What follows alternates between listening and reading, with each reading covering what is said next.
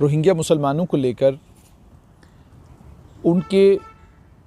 Detention से लेकर उनको डिपोर्ट करने तक का सिलसिला। सवाल ये है कि अब आगे होगा क्या। जम्मू कश्मीर में जम्मू पुलिस ने 2 रोहिंग्या मुसलमानों को पकड़ा और उन 2 रोहिंग्या मुसलमानों से जो चीज़ें बरामद हुई और उसके बाद जो बातें उन्होंने जम्मू पुलिस के सामने रखी, एक जो चीज़ें सामने आई उससे भौचक्का जम्मू पुलिस भी रह गई कि क्या वाकई ये सब कुछ यहाँ पे हो रहा है।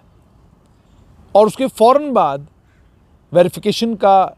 अमल दोबारा से शुरू किया गया। वेरिफिकेशन के उस अमल के बाद यूँ कहा गया जी बायोमेट्रिक्स भी वहाँ पर हुआ, जबकि जो लोग वहाँ पर गए थे जब हमने उनसे बात की तो उन्होंने कहा जी ये कोई 6 पन्ने का कागज़ था, उसके ऊपर हमारे दस्तखत लिए गए और कुछ हमारे बायोमेट्रिक्स हुए और उसके बाद कोविड-19 का हमारा टेस्ट किया गया और उसके बाद हमें वहाँ से कहा गया कि अब आप चले जाइए। लेकिन उन्हीं में से 155 लोग ऐसे अलग कर लिए गए जिन्हें फ़ौरन डिटेन किया गया। जिन 155 लोगों को डिटेन किया गया है हीरानगर के सब जेल, जिसको अब होल्डिंग सेंटर में तब्दील किया गया है,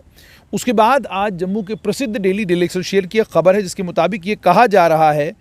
कि गवर्नमेंट शायद 2 होल्डिंग सेंटर और बनाए अगर डिटेनीज़ का नंबर बढ़ता है, क्योंकि 155 लोग हीरानगर के जिस सब जेल को होल्डिंग सेंटर में तब्दील किया गया है वहाँ पर रखे गए हैं। वहाँ कैपेसिटी जो है 200 की है, उसके बाद उसकी कैपेसिटी ख़त्म हो जाती है। लेकिन यहाँ पर जो सबसे इम्पॉर्टेंट चीज़ सामने आई है वो ये सामने आया कि प्रशासन ऐसा कहने की कोशिश कर रहा है कि आंग सान स्यू की सरकार के गिरने के बाद म्यांमार के हालात ऐसे हैं कि वहाँ की मिलिट्री, वहाँ की सरकार रोहिंग्या को वापस लेने के लिए तैयार नहीं है। इसी पर मैं आगे बात करूँगा आप लोगों के साथ। 155 लोगों को डिटेन किया गया है। सांबा और कठुआ में कुछ और डिटेंशन सेंटर बनेंगे, ये चीज़ भी सामने आई है। उसके बाद ये भी कहा गया है कि 500 के करीब जो रोहिंग्या किरानी तालाब नरवाल में रहते हैं उनके बारे में से कल हमने आपके साथ शेयर किया था कि वो खुद भटिंडी के पुलिस स्टेशन के बाहर खड़े हो गए थे, अपना बोरिया बिस्तरा सारा साजो सामान लेकर आ गए और उन्होंने पुलिस से ये कहा कि बजाय एक 2 आदमियों को डिटेन करने के आप हम सबको डिटेन कीजिए। उसके बाद जब हमने भी उनसे बात की तो हमसे बातचीत में भी उन लोगों ने यही कहा कि अगर पुलिस को हमें डिटेंशन सेंटर में ही डालना है तो अब वो हमें डिटेंशन सेंटर में डालें, लेकिन पूरे परिवार के समेत हमको डिटेंशन सेंटर में डाला जाए, हमें अलग अलग करके डिटेंशन सेंटर्स में ना डाला जाए। उसके बाद अलग अलग पोर्टल्स पर आपने वीडियोज़ भी देखी होंगी कि उन वीडियोज़ में वो रोहिंग्या रो रहे हैं, वो बहुत सारी औरतें रो रही हैं, वो कह रही थी कि बच्चे यहाँ छूट गए, जो महिला थी साथ में उसको क्या कहते हैं डिटेन किया गया। अब हकीकत इसमें क्या है, सदाकत कितनी है, ये बात सिर्फ़ और सिर्फ जम्मू का प्रशासन और जम्मू पुलिस बता सकती है। लेकिन आप जानते हैं जो आई विटनेस अकाउंट है वो आई विटनेस अकाउंट अलग अलग पोर्टल्स के ऊपर चल रहा है और उसको आप लोग भी देख रहे हैं। अब जैसा आप देख रहे होंगे ऊपर मैंने लिखा है कि अब होगा क्या। जो मेरे पास जानकारी है उसके मुताबिक अभी भी जम्मू के अंदर 7600 के करीब रोहिंग्या मुसलमान रह रहे हैं। जो प्रशासन कह रहा है कि यहाँ से बहुत सारे लोग वेस्ट बंगाल, आसाम, आंध्र प्रदेश में ख़ास तौर पर हैदराबाद, उत्तर प्रदेश और अलग अलग जम्मू भारत के राज्यों में चले गए, वो 2017 की बात की जा रही है। 2017 में आपको याद होगा कि भगवती नगर में एक छोटा सा कैंप था, जिस कैंप में रोहिंग्या मुसलमान रह रहे थे उसको आग लगा दी गई थी। और उसके अलावा कुछ इंसिडेंट्स हुए थे जिन इंसिडेंट्स के बाद ये रोहिंग्या डर गए थे और उसका नतीजा ये निकला था कि लगभग कोई आप यूँ समझ लीजिए, जो बताया जा रहा है कि 80 के करीब ख़ानदान ऐसे हैं जो जम्मू छोड़कर जो है देश के विभिन्न भागों में चले गए थे और नंबर भी उनका 400 के करीब बताया जा रहा है। इस वक्त जो नंबर हमारे पास है, जिस नंबर की बात इस वक्त की जा रही है, वो नंबर है लगभग 7600 का, 7600 रोहिंग्या इस वक्त भी जम्मू संभाग में रह रहे हैं। और जम्मू संभाग में ये 37 जगहों पर रह रहे हैं। उसके अलावा 2 और जगहें हैं जम्मू संभाग में, एक जगह कश्मीर की है, 38 जगहें जम्मू की हैं जहां पर ये लोग रह रहे हैं। अब सरकार क्या कर सकती है? जहां तक तो डिटेंशन सेंटर में डालने का ताल्लुक है तो बहुत सारे जो विशेषज्ञ हैं, जो इन तमाम मामलों के जानकार हैं, जो डिपोर्टेशन के सारे सिलसिले को समझते हैं, वो ये कह रहे हैं कि अगर आधिकारिक तौर पर रोहिंग्या मुसलमानों को यहाँ से डिपोर्ट करके म्यांमार भेजना है तो आधिकारिक तरीका तो ये है कि जितने भी रोहिंग्या हैं उनका बायोमेट्रिक्स मुकम्मल होगा। बायोमेट्रिक्स मुकम्मल होने के बाद उनकी तमाम तफसीलात, तमाम डिटेल्स कलेक्ट की जाएंगी। उन डिटेल्स को म्यांमार की गवर्नमेंट के साथ शेयर किया जाएगा। जब वो तमाम डिटेल्स म्यांमार की गवर्नमेंट के साथ शेयर होंगी, उन डिटेल्स के शेयर होने के बाद म्यांमार की गवर्नमेंट उस पूरे डाटा की वेरिफिकेशन करेगी। उसके बाद जब वो वेरिफिकेशन मुकम्मल हो जाएगी और म्यांमार की गवर्नमेंट ये कहेगी कि हाँ, जितने भी लोग ये भारत में रह रहे हैं ये यहीं के नागरिक हैं और ये रखेन के ही रहने वाले हैं या म्यांमार के किसी और इलाके के रहने वाले हैं और हम इनको वापस लेने के लिए तैयार हैं, तो उसके बाद जाकर आधिकारिक तौर पर रोहिंग्या मुसलमानों को भारत से म्यांमार डिपोर्ट किया जाएगा। ये आधिकारिक तरीका है। अगर म्यांमार के से आए हुए जितने भी ये रोहिंग्या मुसलमान हैं इनको यहाँ से डिपोर्ट करके वापस म्यांमार भेजना है। अब दूसरा, बहुत सारे लोग ये कह रहे हैं जी कि इनको, क्योंकि होल्डिंग सेंटर बड़े जो है वो आसाम में, वहाँ भेजा जाएगा। लेकिन अगर हम बॉर्डर की बात करें तो हमारा बॉर्डर नॉर्थ ईस्ट में जाकर म्यांमार से मिलता है। तो चूँकि हमारा बॉर्डर म्यांमार के साथ नॉर्थ ईस्ट में जाकर मिलता है, जाहिर सी बात है अगर इन्हें डिपोर्ट करना है तो सरकार की कोशिश रहेगी कि वहीं पर कहीं होल्डिंग सेंटर बनाया जाए, जहां से जब इनको डिपोर्ट करने की बारी आए और आधिकारिक जो लिस्ट हम यहां से म्यांमार की गवर्नमेंट के साथ शेयर करेंगे, उस आधिकारिक लिस्ट की पुष्टि होने के बाद और म्यांमार की गवर्नमेंट के एक्सेप्ट करने के बाद कि हम इनको एक्सेप्ट करने के लिए तैयार हैं, आप भेज दीजिए, हम इनको यहाँ रख लेंगे, उसके बाद जाकर इनको यहाँ से म्यांमार डिपोर्ट किया जा सकता है। ये डिपोर्टेशन का तरीका है। दूसरा होता है, एक तो हो गया आधिकारिक ऑफिशियल तरीके से डिपोर्ट करने का तरीका ये है, लेकिन अगर अनऑफिशियली डिपोर्ट करना है, क्योंकि वो चीज़ भी एक बार हो चुकी है, बांग्लादेश के बॉर्डर के ऊपर कुछ 15-16 के करीब लोग म्यांमार से आए हुए थे, उनको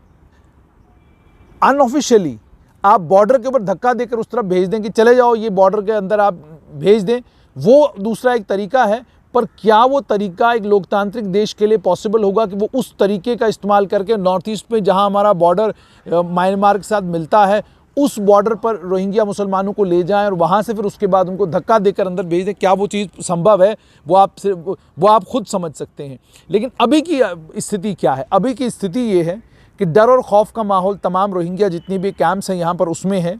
अभी भी पुलिस जो है वेरिफिकेशन का काम कर रही है, डाटा कलेक्ट करने का काम किया जा रहा है और कितने लोग ऐसे हैं जिनको पासपोर्ट रजिस्ट्रेशन एक्ट के तहत, उसकी वायलेशन के तहत उन जिन लोगों को डिटेन किया जा सकता है, वो तमाम चीज़ें भी असरटेन हो रही हैं। पहली जो कड़ी थी, पहली कड़ी में लगभग 155 के करीब लोगों को जो है डिटेन किया गया हीरानगर में। हालांकि उसके बाद अलग अलग तरह की रिपोर्ट्स आई। कुछ एक रिपोर्ट्स में कहा गया जी 200 के करीब डिटेन किए गए हैं, कुछ एक रिपोर्ट्स में कहा गया 168 के करीब डिटेन किए गए हैं। लेकिन ऑफिशियल कंफर्मेशन अभी तक 155 की हुई है। और ऑफिशियल कंफर्मेशन के बाद जब हम रोहिंग्या कैंप्स में गए, वहाँ हमने उनसे बातचीत की तो वो पैक्ड सामान के साथ नज़र आए। उन्होंने साफ तौर पर यह कहा कि हमने अपना बोरिया बिस्तरा यहाँ पर बंद किया हुआ है, हम तैयार हैं, अगर प्रशासन हमें डिटेन करना चाहता है तो डिटेन करे, मगर डिटेंशन सेंटर्स में हमको हमारे परिवार के समेत भेज दे। और उसके बाद एक दृश्य हमको भटिंडी के पास भी देखने को मिला, वो भी कल हुआ, जिसमें बहुत बड़ी तादाद में जो रोहिंग्या उस किरयानी तालाब के इलाके में रहते हैं, वो तमाम रोहिंग्या जो है भटिंडी के पुलिस थाने के बाहर आए थे। वहाँ पुलिस का, सीआरपीएफ का काफ़ी बंदोबस्त था, बहुत सारे पुलिस ऑफिसर्स वहाँ पर मौजूद थे। वो वहाँ पर पहुँचे और उन्होंने वहाँ पर हू हल्ला किया, हंगामा किया और ये कहा कि आप हमें डिटेन करें, हम अपना सामान लेकर आए हैं, बताएं गाड़ियां कहां पर हैं, हम उन गाड़ियों में बैठकर जाने के लिए तैयार हैं, मगर हम परिवार समेत जाएंगे। और उसके अलावा भटिंडी की गलियों में भी बहुत सारी जगहों पर ये रोहिंग्या मुसलमान अपने पूरे परिवार के साथ बैग लेकर, बिस्तरा लेकर वो बिल्कुल वहाँ गलियों में भी हमें मिले। जो दुकानें इनकी वहाँ पर बनी हुई हैं, क्योंकि पूरी बस्ती है, वहाँ पर इनकी अपनी दुकानें भी हैं, वहाँ पर इनके अपने किराने की दुकानें हैं, वहाँ पर इनके खाने पीने की दुकानें हैं। और जो रोहिंग्या लोग अपने वहाँ मुल्क में जो डिशेस बनाते थे वो भी वहाँ पर आपको जो है वो सब चीज़ें भी आजकल वहाँ पर बना रहे हैं।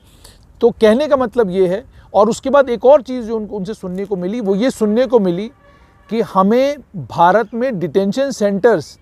हमारे म्यांमार के जो हालात हैं उनसे ज़्यादा बेहतर महसूस होते हैं। तो एक अंदाज़ा लगाया जा सकता है कि अगर म्यांमार से ये आए हुए जितने भी ये रोहिंग्या लोग हैं और इतनी और बार बार आपने भी सुना होगा कि भारतीय जनता पार्टी के लीगल सेल के इंचार्ज एडवोकेट हुनर गुप्ता ने भी एक बात उठाई कि जब ये लोग म्यांमार से बांग्लादेश और बांग्लादेश से भारत आने के बाद इतने सारे प्रदेश छोड़ने के बाद जम्मू कश्मीर ही क्यों, ये सवाल भी उन्होंने उठाया। हालांकि अब जो सुनने को मिल रहा है, जैसे बहुत सा एक जो डेली एक्सप्रेस चूँकि बड़ा ऑफिशियली बहुत इस अखबार को माना जाता है और यूँ भी माना जाता है कि जो चीज़ आती है वो आधिकारिक तौर पर उसकी यूँ समझ लीजिए पुष्टि है। तो आधिकारिक तौर पर ये बात कही जा रही है कि जी रोहिंग्या जो है बहुत बड़ी तादाद में यहाँ से निकलकर अलग अलग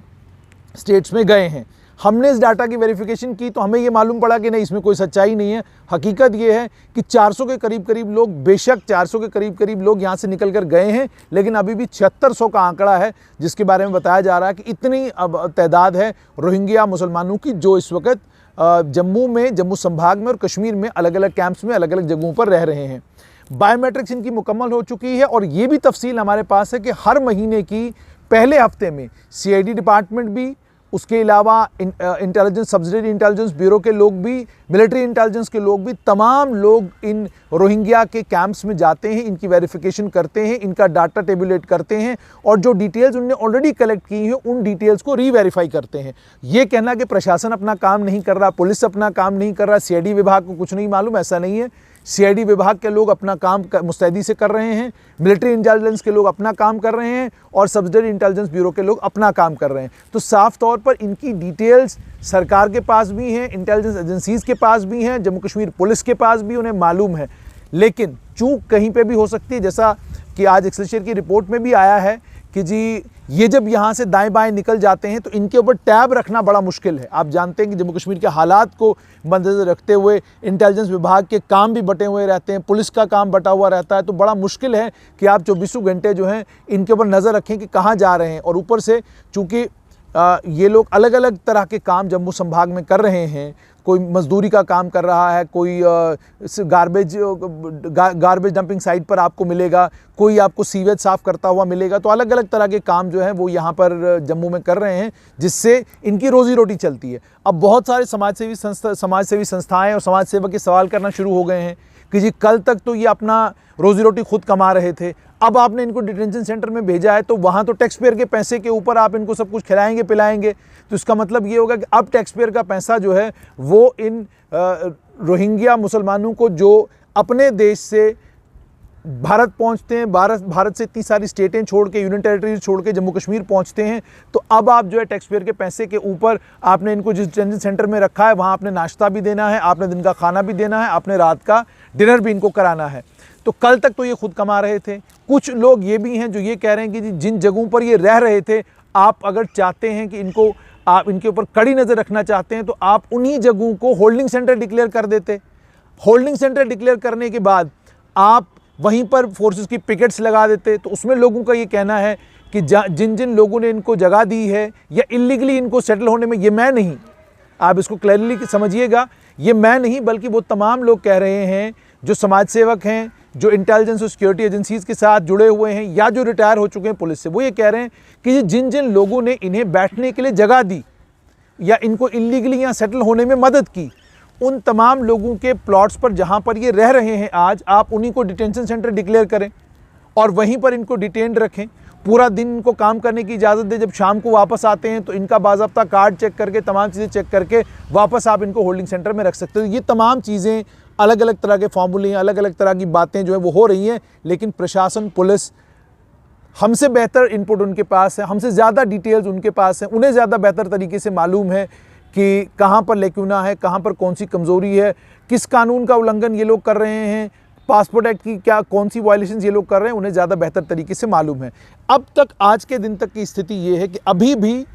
जितने भी कैंप्स यहाँ पर हैं, उन कैंप्स में जितने भी रोहिंग्या मुसलमान रह रहे हैं वो साफ तौर पर ये कह रहे हैं कि हम डिटेंशन सेंटर जाने के लिए तैयार हैं, प्रोवाइडेड सरकार हमें हमारे परिवार समेत उस डिटेंशन सेंटर में भेज दे। और मैंने आपको डिपोर्टेशन को लेकर भी कहा कि अगर ऑफिशियल वे में डिपोर्टेशन होनी है तो उसका तरीका यही है कि यहाँ जो डाटा हम लोगों ने तैयार किया है वो सारे का सारा डाटा म्यांमार की गवर्नमेंट के साथ शेयर होगा। म्यांमार की गवर्नमेंट जब उस डाटा की वेरिफिकेशन करेगी, वेरिफिकेशन करने के बाद जो वो एसरटेन करेगी कि ये तमाम लोग, और मानेगी कि ये तमाम लोग रोहिंग्या जितने भी भारत में रह रहे हैं ये सब हमारे नागरिक हैं, और उसके बाद उनको एक्सेप्ट करने के लिए तैयार होगी तो वो डिपोर्ट होंगे, वरना डिपोर्ट करने का कोई दूसरा तरीका नहीं। अब एक और तरीका जिस पर सोच विचार जो अलग अलग लेवल्स पर चल रहा है, आधिकारिक तौर पर तो इस चीज़ की पुष्टि नहीं होती, लेकिन जो हमारे सूत्र हैं वो ये भी कह रहे हैं कि बांग्लादेश में चूंकि बहुत बड़ा कैंप है रोहिंग्या का, वहाँ पर रोहिंग्या रह रहे हैं, मगर बांग्लादेश से भी रोहिंग्या जो है वो भारत की तरफ आ रहे हैं।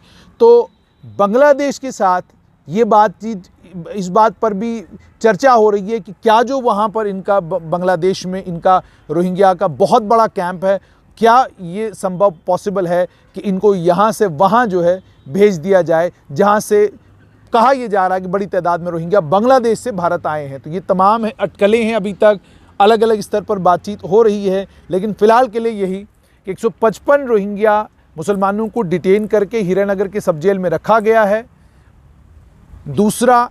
वेरिफिकेशन और रीवेरिफिकेशन का काम भी चल रहा है। और तीसरा सबसे इम्पॉर्टेंट ये कि रोहिंग्या जितने भी जम्मू संभाग में रह रहे हैं, उनका साफ तौर पर ये कहना है सरकार हमें डिटेंशन सेंटर में भेजना चाहती है, हम भी जाने के लिए तैयार हैं, लेकिन हमें परिवार समेत भेजा जाए।